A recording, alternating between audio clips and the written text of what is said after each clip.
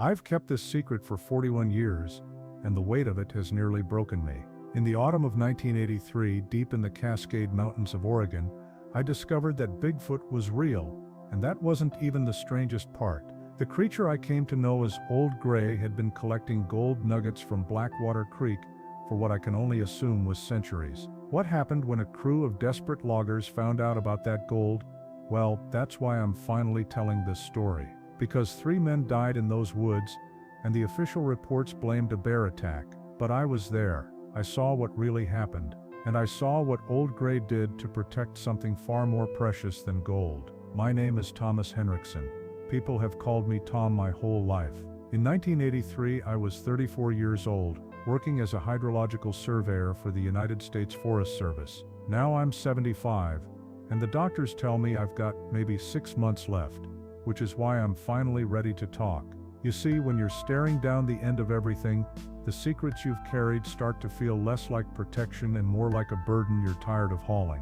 I've got nothing left to lose by telling the truth, and I figure the world deserves to know what's really out there in those ancient forests. Let me explain what a hydrological surveyor actually does, because it matters to this story. I studied water systems, creek flow, watershed management. My job was to go into remote wilderness areas, sometimes places that hadn't seen a human being in years, and take measurements. I tracked where water came from, where it went, how fast it moved, what it carried with it. It was detailed, scientific work that required precision and patience, and it gave me access to places most people never see, the deep wilderness, where the old growth still stands, and the silence is so complete, you can hear your own heartbeat echoing off the trees. I grew up in a logging family in Coos Bay, Oregon. My father worked timber his whole life, until a falling branch took him, when I was 19. His father had done the same work before him, and his father before that. I understood the logging industry, respected the men who did that back-breaking labor, even though I'd chosen a different path. I went to college, studied science, learned to measure the world instead of cutting it down. My relationship with the forest was practical, not romantic. I didn't hike for pleasure or camp for fun. The wilderness was my workplace, and I approached it with professional detachment. More importantly, I was a skeptic by nature and training. I dealt in data, in measurements, in things I could quantify and verify. I didn't believe in ghosts, didn't buy into conspiracy theories, and I certainly didn't believe in Bigfoot. That was campfire nonsense, stories drunk hunters told to explain why they'd missed their shot. I measured things. I recorded data. I didn't make things up. That's exactly why what happened to me in those mountains matters. I wasn't some wide-eyed believer looking for confirmation of my fantasies. I was a scientist who stumbled onto something that shattered everything I thought I knew about the world. I'm telling this story now because I'm dying. Yes, but also because of the guilt. For 41 years, I've carried the weight of what really happened to those men in the forest. The official story was a lie, one I helped create, and the families of Dale Garrett and Vince DeLuca buried their loved ones believing a bear had killed them. That's on me. That's always been on me. And before I go, I need someone to know the truth, even if they don't believe it. At least it will be out there, a record of what I witnessed and what I did. So let me take you back. September 1983. Ronald Reagan was in the White House, the economy was struggling, and logging communities all across the Pacific Northwest were dying. The timber industry had been hit hard by the recession, and men who'd worked the forests their whole lives were suddenly out of work, watching their towns hollow out around them. Desperation was everywhere. You could see it in the faces at the diners, hear it in the conversations at the hardware stores. Grown men wondering how they'd feed their families, wondering if there was any future left in the only work they'd ever known. I drove out to my assignment in my old Ford F-150, the AM radio crackling with country music as I navigated the winding mountain roads. There was no GPS back then, no cell phones, no way to call for help if something went wrong. You had paper maps and a compass, and you'd better know how to use them. If you got lost in the Cascades, you might not be found for weeks, if ever. That kind of isolation appealed to me. I was comfortable with solitude, preferred it even. The quiet of the deep forest was where I did my best thinking. My assignment was to survey the Blackwater Creek watershed, a remote drainage system that fed into larger rivers to the west. The area was about 40 miles from the nearest town, a small logging community called Miller's Crossing that barely registered on most maps. To get to my survey site, I had to take old logging roads, some of them abandoned for decades, barely passable even in my four-wheel drive truck. The Forest Service wanted data on water flow and sediment patterns, standard stuff that would inform land management decisions for years to come. I set up my base camp alone at a flat spot near a bend in the creek, planning to stay for 2 weeks. My equipment was straightforward: surveying tools, measuring devices, notebooks for recording data.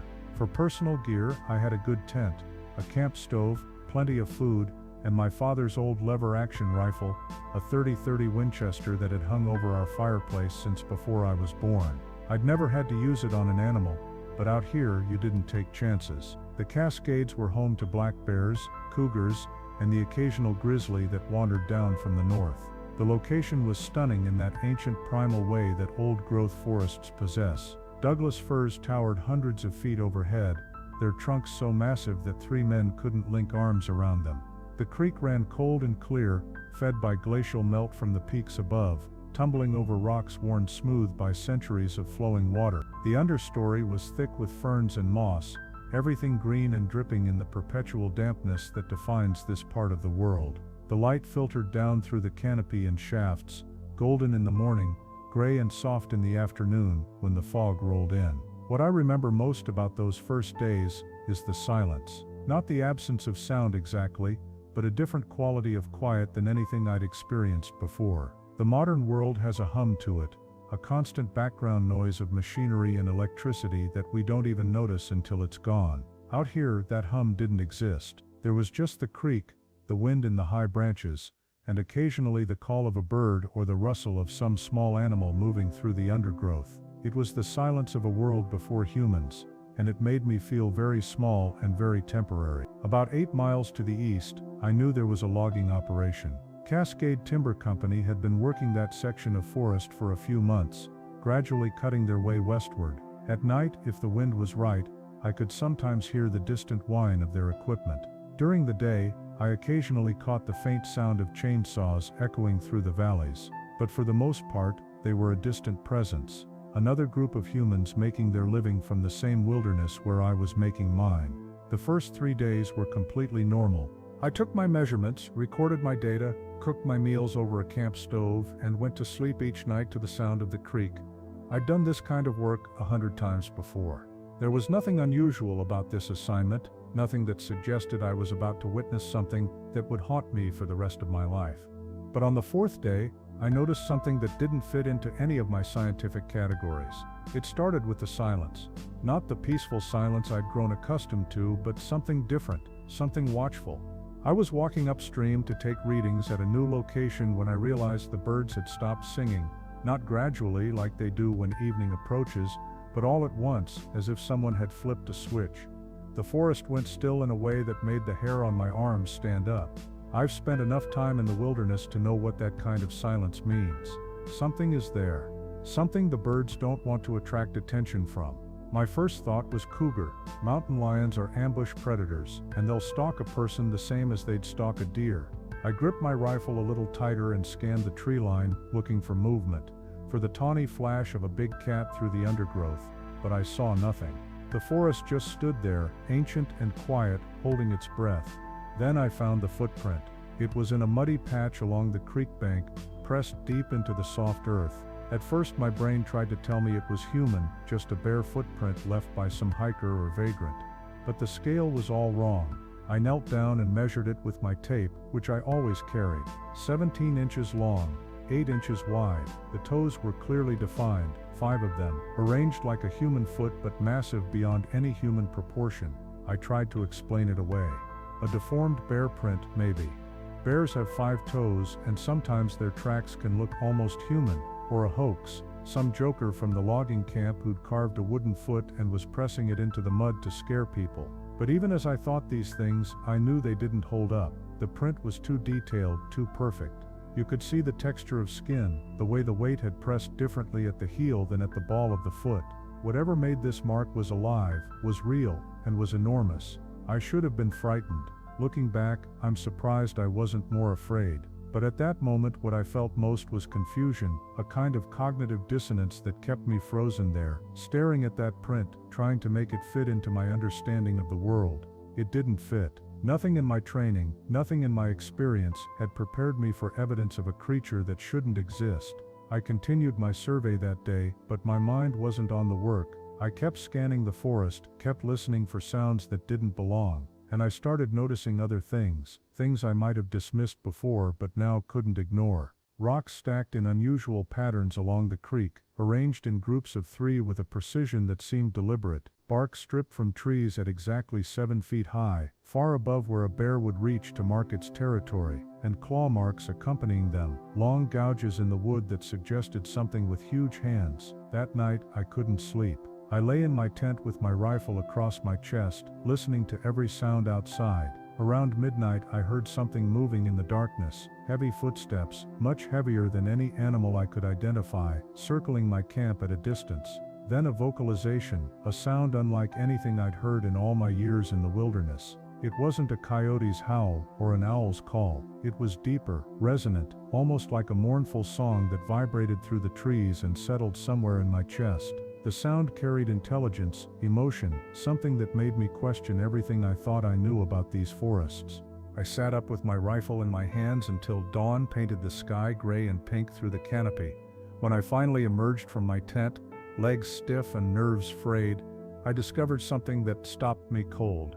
My survey markers, the ones I'd carefully placed along the creek the day before, had been moved.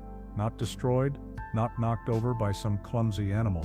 Moved. Rearranged into a pattern that almost looked deliberate, like someone was trying to show me they understood what I was doing out here.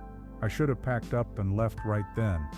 Any sensible person would have, but I told myself I was a scientist, and scientists don't run from unexplained phenomena, they investigate.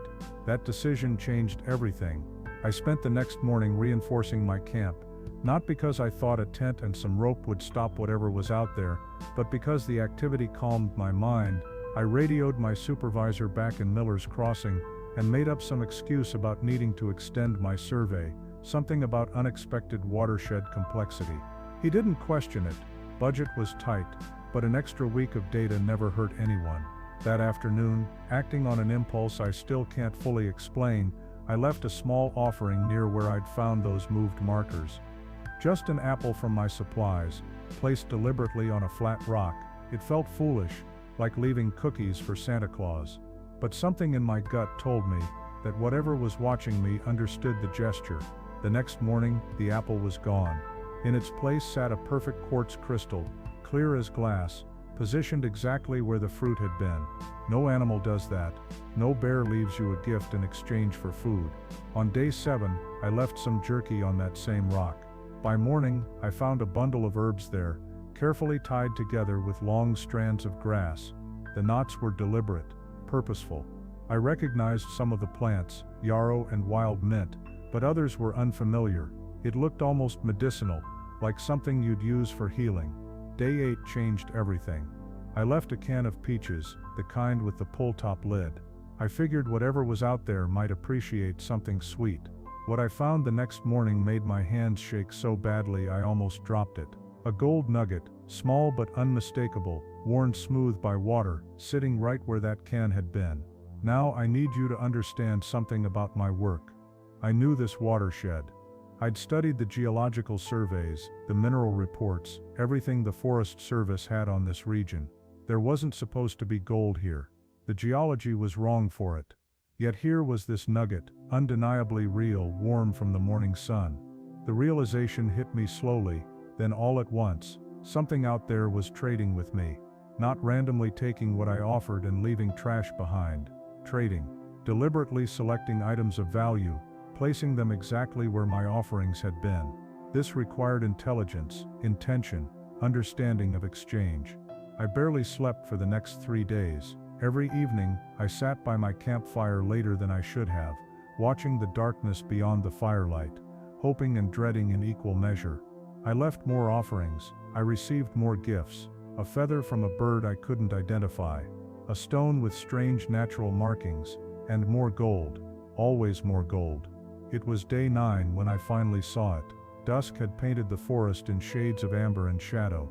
I sat by my campfire, a cup of coffee cooling in my hands, trying to read a paperback novel, but comprehending none of the words. The sensation of being watched had been building all day, like pressure behind my eyes, movement at the tree line. Something massive, darker than the shadows around it, shifting between the ancient Douglas firs. I froze. My rifle lay across my lap, but my hands wouldn't move to grip it. Every muscle in my body locked as the figure stepped closer, still partially concealed by the undergrowth, but undeniably visible. 8 feet tall at least, maybe more. Covered in hair that looked gray-brown in the firelight, thick around the shoulders and chest, thinner on the face and hands. And that face, I will never forget that face as long as I live. It wasn't ape-like, not really. It wasn't human either. It was something ancient, something that existed before those categories meant anything. The brow was heavy, the nose broad and flat, but the eyes held an intelligence that cut right through me.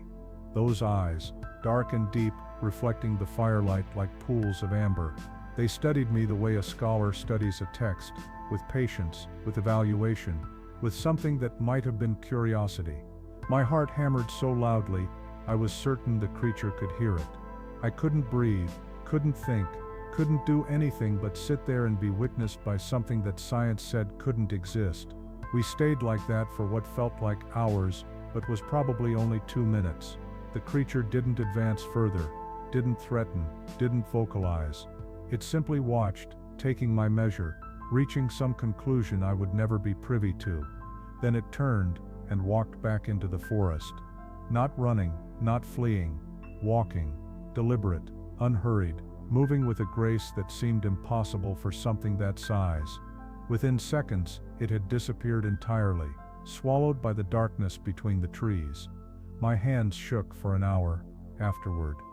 I poured myself a whiskey from the bottle I kept for cold nights and sat there until the fire burned down to embers, replaying every second of what I'd witnessed.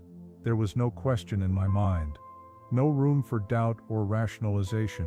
What I had seen was real as the trees around me, as real as the creek gurgling nearby, as real as my own trembling hands. All those stories, all those legends, all those grainy photographs that scientists dismissed, they were based on something true. My scientific training warred with what I'd witnessed. Every instinct told me to document this, to photograph it, to tell someone. But who would believe me? I'd become another crackpot, another guy who saw Bigfoot in the woods and ruined his career chasing shadows. I decided to tell no one, not yet, maybe not ever. The next morning I found 3 gold nuggets on that flat rock, larger than before. That was how it began. An exchange, a negotiation. What I didn't understand yet was that this creature, this being I would come to call Old Gray, was testing me.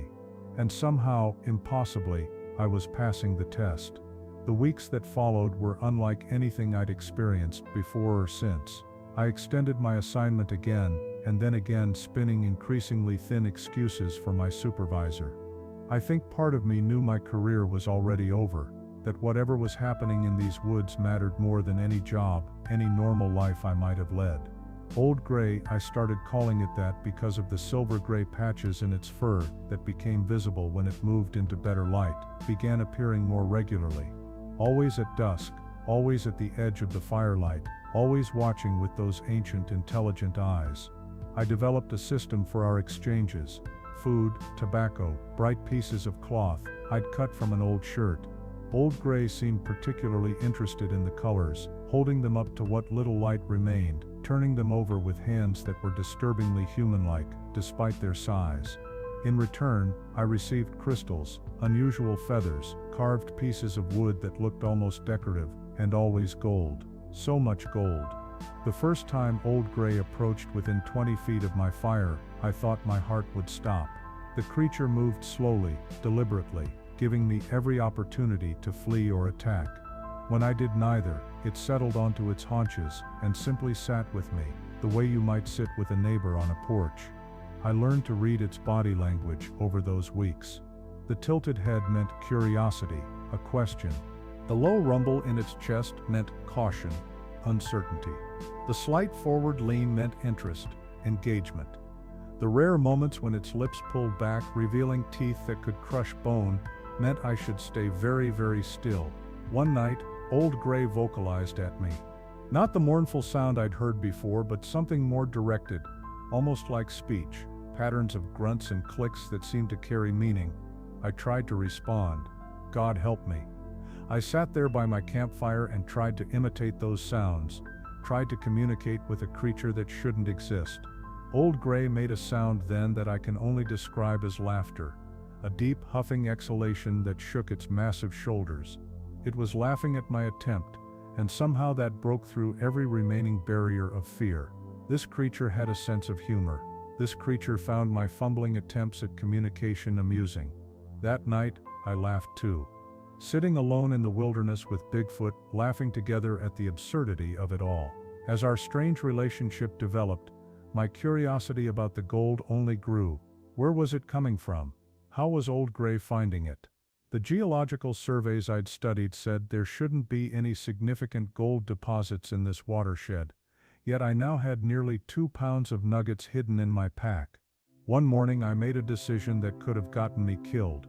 When Old Gray appeared at dawn, already unusual since our encounters typically happened at dusk, I followed the creature, not secretly, not trying to hide. I simply stood up from my breakfast and walked behind it, keeping a respectful distance. Old Gray stopped twice, looking back at me with an expression I couldn't quite read. The second time, it made that low rumbling sound, the cautious one. I stopped walking and held up my hands, palms out, showing I meant no harm. Something shifted in its posture. The massive shoulders relaxed slightly. It turned and continued walking, and I understood that I had permission to follow. We walked for nearly an hour, deeper into the forest than I'd ever ventured. The trees here were enormous, ancient sentinels that had stood before Columbus sailed. The light filtering through the canopy took on a greenish quality, and the air grew cooler, damper. Eventually we reached Blackwater Creek again, but at a point I'd never surveyed, where the water tumbled over a series of small waterfalls into a deep pool. Old Gray waded into that pool without hesitation, the water rising to its chest, and I watched in astonishment as it began to work. Those huge hands moved along the creek bed with surprising delicacy, feeling among the rocks and gravel, selecting specific stones. The precision was remarkable. Old Gray knew exactly where the gold would settle, understood the physics of moving water and heavy metal in ways that would impress any geological engineer. When Old Gray emerged from the pool, both hands cupped together, I saw a glint of yellow among the ordinary stones. Gold. The creature could find it by touch alone. I followed at a distance as Old Gray moved toward the waterfall itself. Behind that curtain of water, hidden from any casual observer, was a cave entrance just large enough for the creature to squeeze through. I hesitated at the threshold. This felt like a violation, like reading someone's diary. But Old Gray stood at the entrance, watching me, and made no move to block my way. Inside, what I saw defied explanation: organized piles of gold nuggets, some small, some larger than my fist, arranged in patterns across the cave floor. Artifacts too, things that looked ancient, a stone blade, a carved figure, what might have been jewelry made from bones and amber.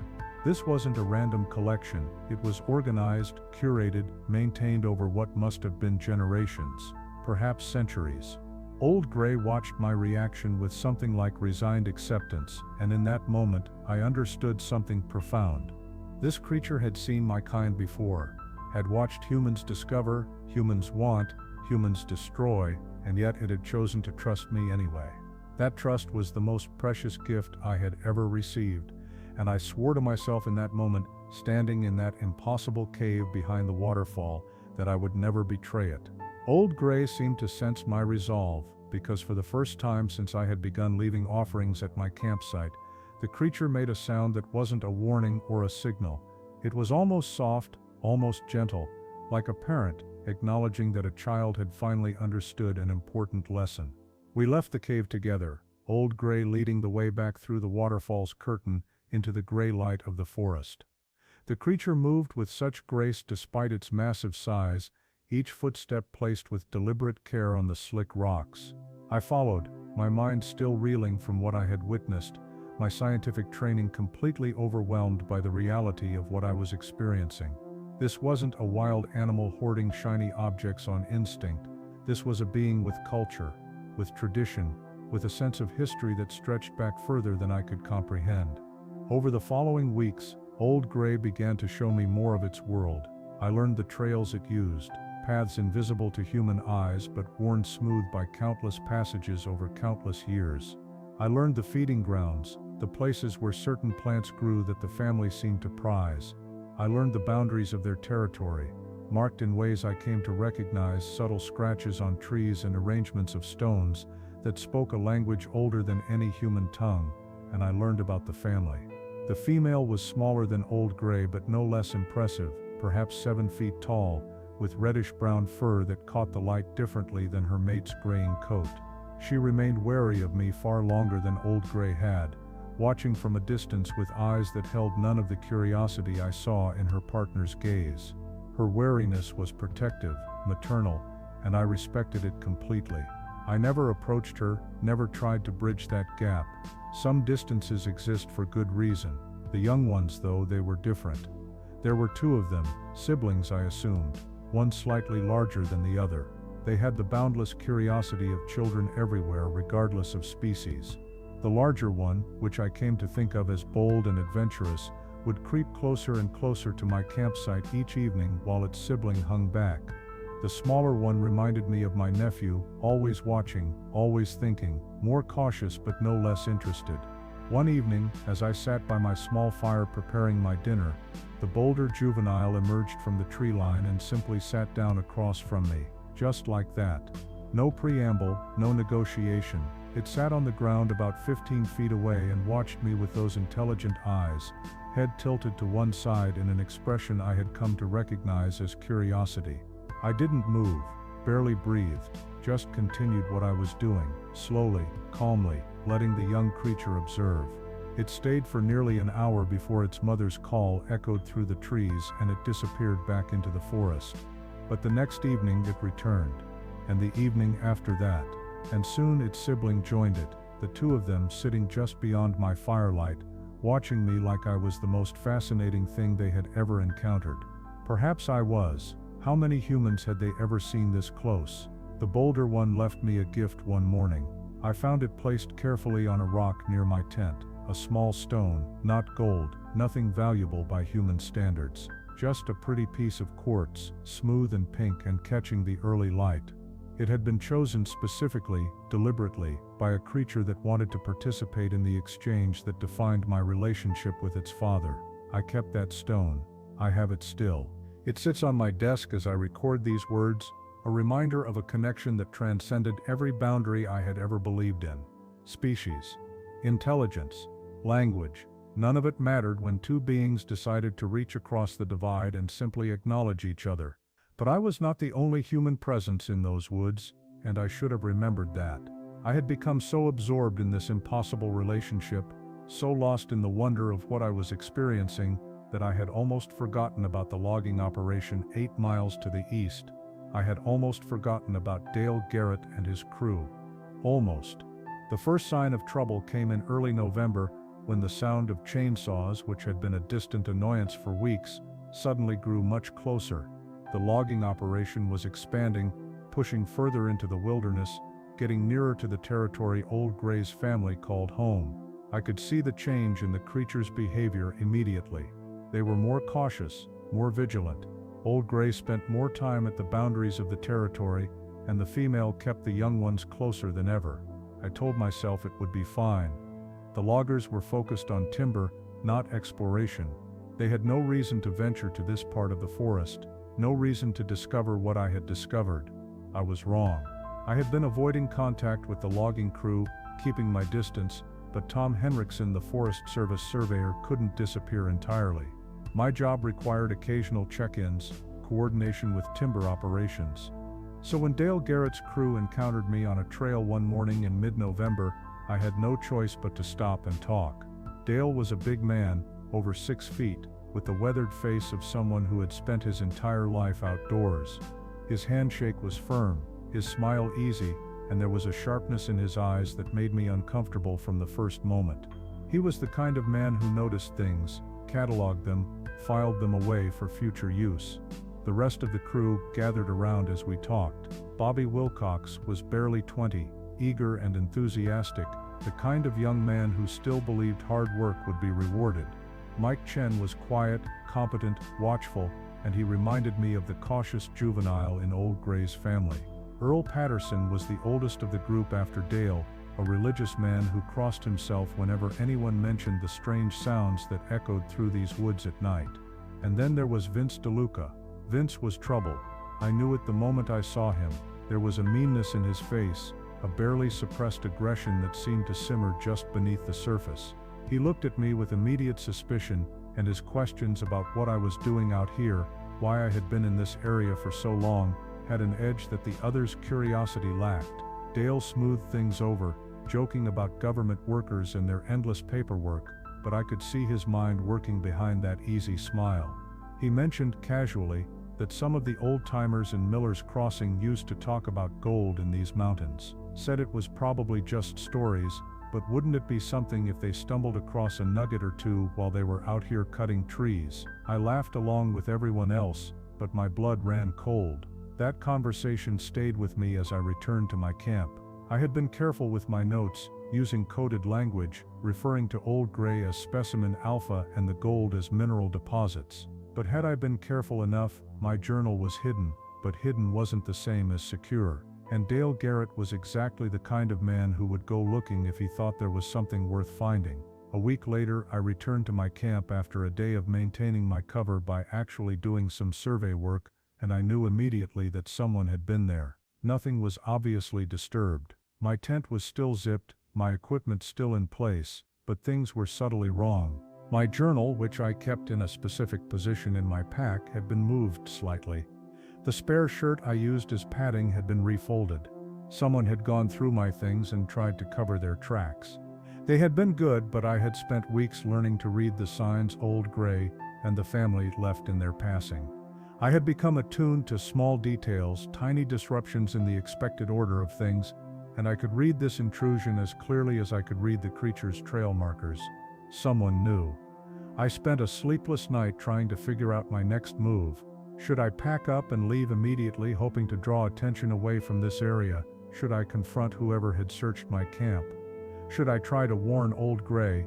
The last option seemed impossible. How do you explain human greed to a creature that had lived outside human society for its entire existence?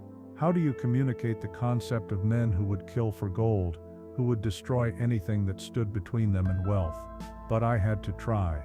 That evening I went to the place where Old Gray and I usually met, a small clearing about a quarter-mile from my camp.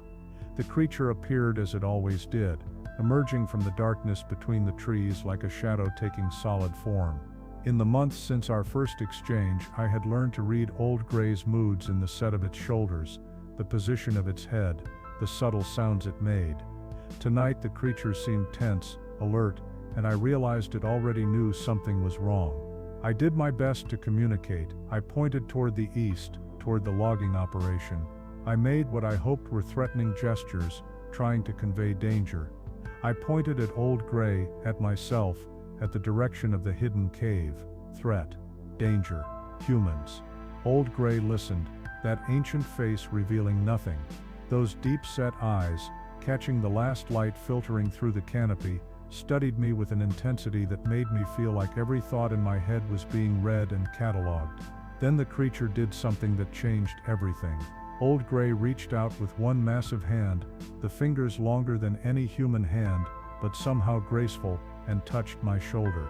Just for a moment. The briefest contact, and in that touch I felt something I cannot adequately describe. Sorrow. Deep, profound, ancient sorrow. Old Gray already knew. Not about Dale Garrett specifically, not about this particular threat, but about what humans were, what humans did. This creature had seen it before, perhaps many times, perhaps over centuries.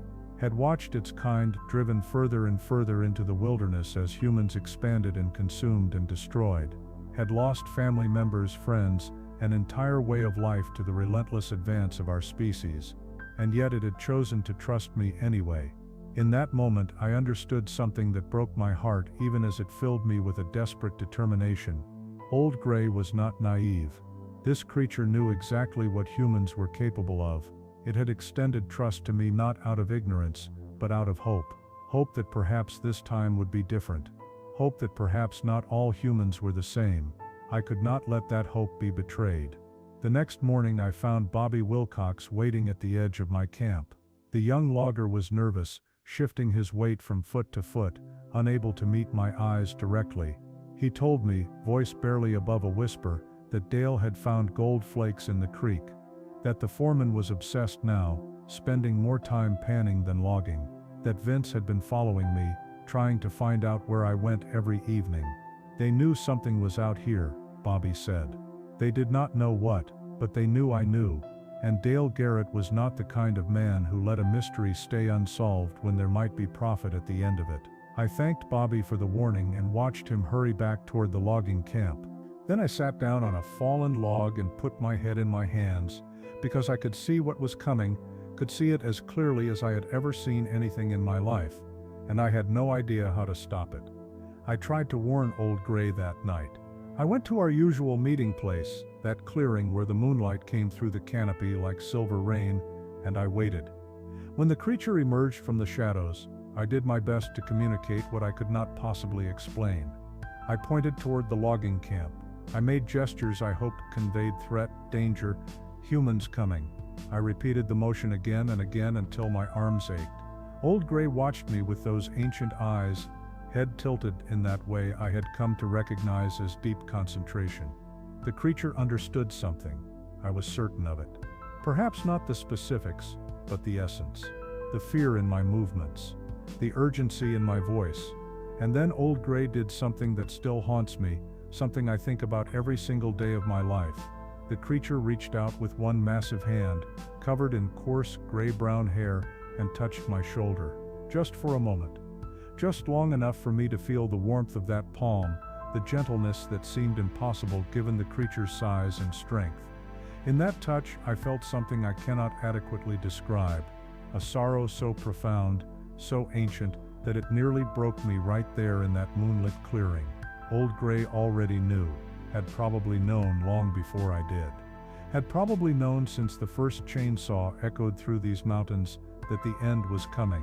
I understood then with a clarity that felt like ice water in my veins, that this creature had seen this before.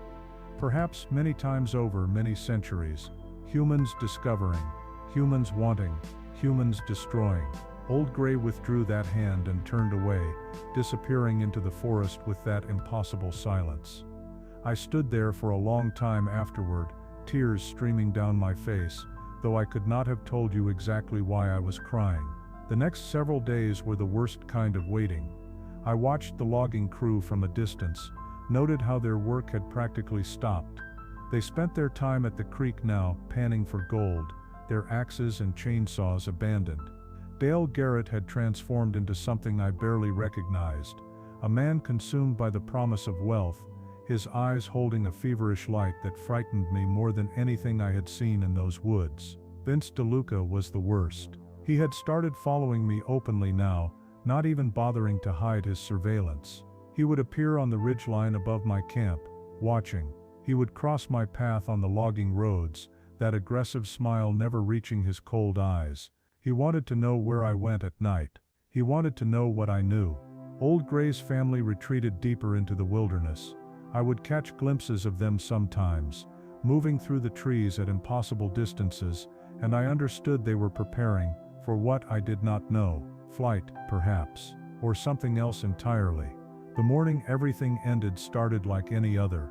Cool fog hanging in the valleys, the smell of pine and damp earth. I had just finished my coffee when I heard voices carrying through the forest, excited voices, and my blood turned to ice because I knew exactly where those voices were coming from. I ran, through underbrush and over fallen logs, branches tearing at my clothes and face. I ran toward the waterfall, toward the cave, toward the sacred place I had sworn to protect. They had found it. Dale Garrett, Vince DeLuca, and Bobby Wilcox stood at the entrance, flashlights cutting through the darkness, and even from where I stopped at the tree line, I could see the gold reflecting that light back at them. Their faces were transformed by greed, twisted into expressions that barely looked human anymore. Dale's veneer of small-town charm had dropped away completely. This was who he really was, had always been. A man who saw the world as something to be taken, to be exploited, to be used up and discarded. When he turned and saw me standing there, his smile held no warmth at all. "Well, well," he said. "Tommy boy, you knew about this all along, didn't you? Had this little treasure all to yourself?" I tried to talk them down. I tried to explain that they did not understand what they were dealing with. That this place was not what they thought. That taking this gold would bring consequences they could not imagine. But my words sounded hollow even to my own ears, the desperate pleading of a man who knew he had already lost. Vince moved faster than I expected. One moment he was standing by the cave entrance. The next, his fist connected with the side of my head, and the world spun sideways as I crashed to the ground. Stars exploded across my vision.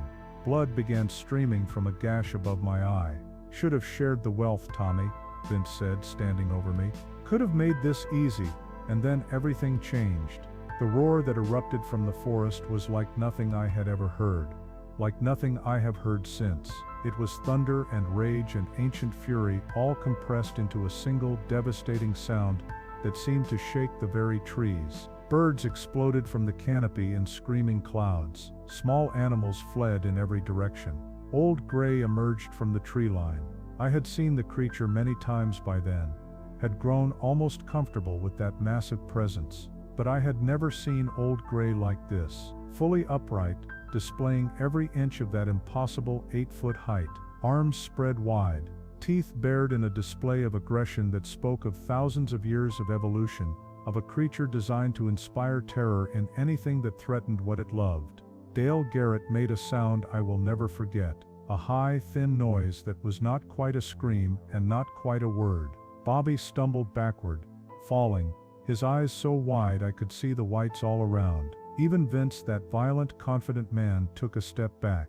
For a moment, just one suspended moment, everything was still. Old Gray standing there heaving with emotion. The three loggers frozen in various postures of terror. Me on the ground, blood in my eyes, watching what I knew was about to become tragedy.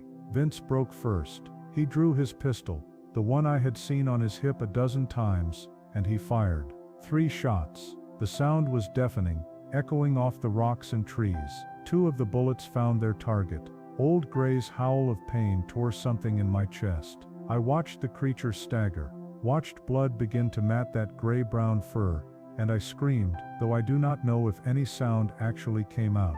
What happened next lives in my memory as fragments. Chaos, movement, sound, the protective fury of a parent defending its home, defending its family, defending everything it had ever known.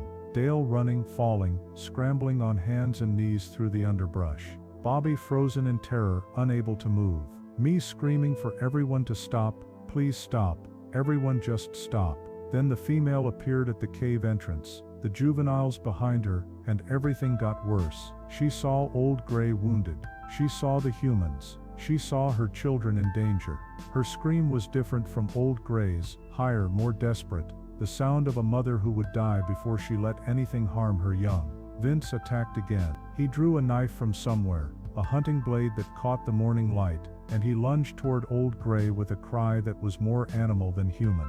I tried to get up, tried to reach Bobby, tried to pull the young man away from what was happening.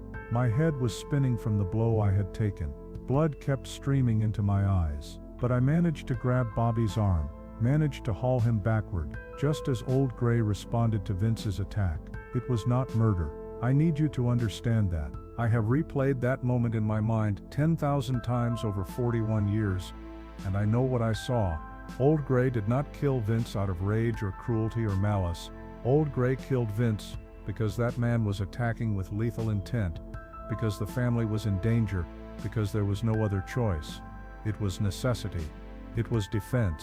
It was what any parent would do to protect their children. Dale had almost reached the tree line when Old Gray caught up to him. I did not see what happened. I had turned away, shielding Bobby with my body, and I was grateful for that small mercy. The sounds were enough. They have lived in my nightmares for 4 decades. When silence finally fell, it was absolute. No birds, no wind, even the waterfall seemed muted somehow. I looked up to see Old Gray standing amid the aftermath, chest heaving, those 2 bullet wounds bleeding freely. The creature looked at me with something I can only describe as grief. Not triumph, not rage, grief, like a soldier who had been forced to kill and knew the cost of it. Like a being who understood that something irreversible had just occurred. The female appeared at the cave entrance, making a sound I will never forget. It was mourning. It was fear. It was the sound of a family that knew their world had just ended.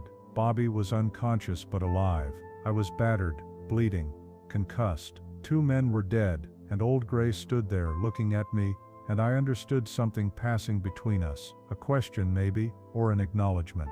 We had both tried to prevent this. We had both failed. The creature approached me then, and I felt no fear. Even after witnessing that violence, even with blood still dripping from my face, I knew Old Gray would not hurt me. The creature knelt beside me, those massive hands gentle as they examined my wound. The female came forward with something, some kind of herbal paste, and together they tended to the gash on my head, while I sat in shocked silence. Bobby and I were alive because Old Gray had chosen to let us live. The creature could have killed everyone, could have left no witnesses, but that was not who Old Gray was. That was not what these beings were about. I faced an impossible decision in the hours that followed. Tell the truth and destroy everything. Reveal what had happened and watch scientists descend on these mountains. Watch hunters come looking for trophies. Watch everything Old Gray had protected for centuries be dismantled by human curiosity and greed. Or lie, cover it up, protect the secret with the same dedication Old Gray had shown. I chose the lie. I moved the bodies. I created the scene of a bear attack. I dragged Dale and Vince to a location away from the cave, arranged them in ways that would support the story I was constructing. The physical difficulty was enormous. The moral weight was heavier still. Bobby woke confused, his memories fragmented by trauma. When I told him a grizzly had attacked, he believed me. He remembered a bear, he thought. He remembered being terrified. His mind had protected him from the truth, and I let it. The search and rescue teams came. The questions followed. Bobby's confused corroboration supported my story. Earl and Mike, devastated by the loss of their friends, never questioned the official explanation. My last night in that forest, Old Gray came to me one final time. The creature moved slowly, still wounded, but healing. In one massive palm rested a gold nugget, the largest I had ever seen. I don't want it, I said. I can't take that. But Old Gray pressed it into my hand anyway, closing my fingers around it, and I understood. It was not payment, it was gratitude. It was goodbye. I left those mountains the next day and never returned. I married, had children, lived a normal life, but I have dreamed of those woods every night for 41 years. Now with time running out, I finally understand why Old Gray collected that gold. It was not currency, it was ceremony. It was ritual passed down through generations, perhaps millennia. Sacred objects gathered in sacred ways. I protected that secret with my silence, but secrets die with the people who keep them, and I will not let Old Gray's story disappear with me. So, here it is. The truth. The Gold Keeper. The creature who taught me that we share this world with beings we cannot explain, and that some things are worth protecting at any cost.